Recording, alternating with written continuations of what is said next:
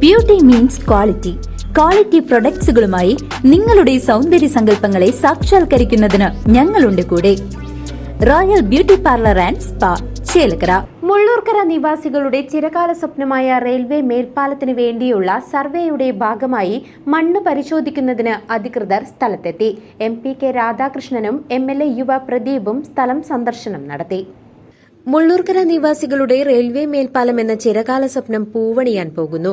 Mullurkara railway ഗേറ്റിൽ നിന്നും 190 metre അകലെ ഗ്രാമപഞ്ചായത്തിന് സമീപമുള്ള റെയിൽവേ ട്രാക്കിലൂടെയാണ് മേൽപ്പാലം വരുവാനുള്ള സർവേയുടെ ഭാഗമായി സ്ഥലത്തെ മണ്ണ് പരിശോധിക്കുന്നതിനുള്ള തുടക്കം കുറിച്ചിരിക്കുന്നത്.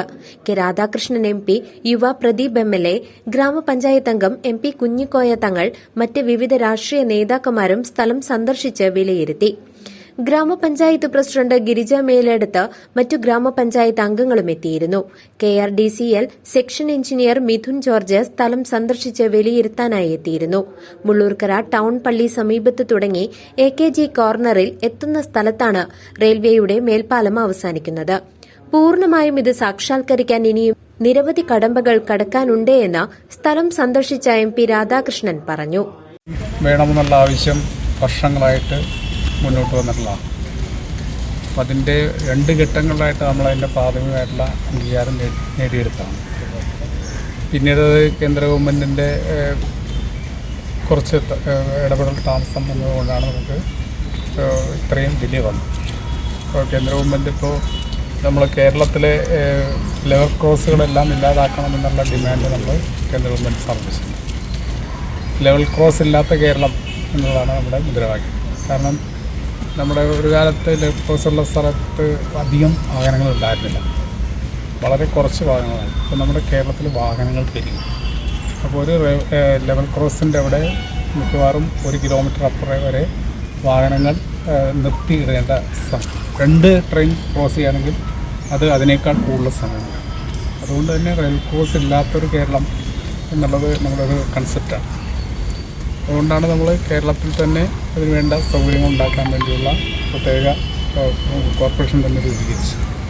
ആ കോർപ്പറേഷൻ്റെ പ്രവർത്തനം നല്ലപോലെ മുന്നോട്ട് വന്നു.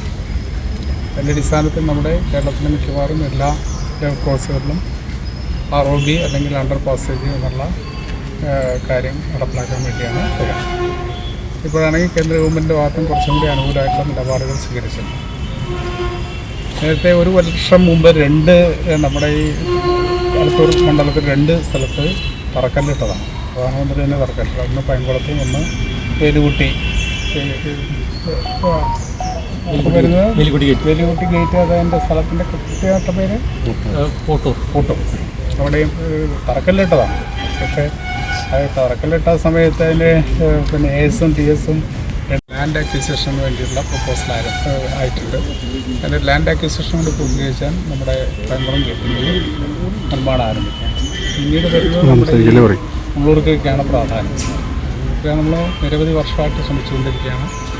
എന്തായാലും ഇപ്പോൾ ലാസ്റ്റ് അലൈൻമെൻറ്റിന് വേണ്ടിയിട്ടുള്ള തയ്യാറെടുപ്പാണ്. അതിനാണ് സോയിൽ ടെസ്റ്റ് നടത്താൻ വേണ്ടിയിട്ട് റെയിൽവേ എഞ്ചിനീയറിംഗ് വിഭാഗവും അതുപോലെ തന്നെ നമ്മുടെ കേരള റെയിൽ ബ്രിഡ്ജിൻ്റെ കോർപ്പറേഷനും എല്ലാം കൂടി സംയുക്തമായിട്ടുള്ള എഫേർട്ട് നടത്തുന്നത്.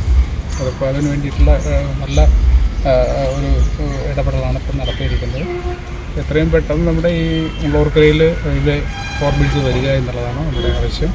അപ്പോൾ അതിനുവേണ്ടിയുള്ള സാങ്കേതികമായിട്ടുള്ള തടസ്സങ്ങളെല്ലാം നീക്കാൻ വേണ്ടിയുള്ള ഇടപെടൽ നടത്തിക്കൊണ്ടിരിക്കുകയാണ്. ഇപ്പോൾ നമ്മുടെ റെയിൽവേയുടെ ഒരു ലാസ്റ്റ് അംഗീകാരം കിട്ടേണ്ടതുണ്ട്.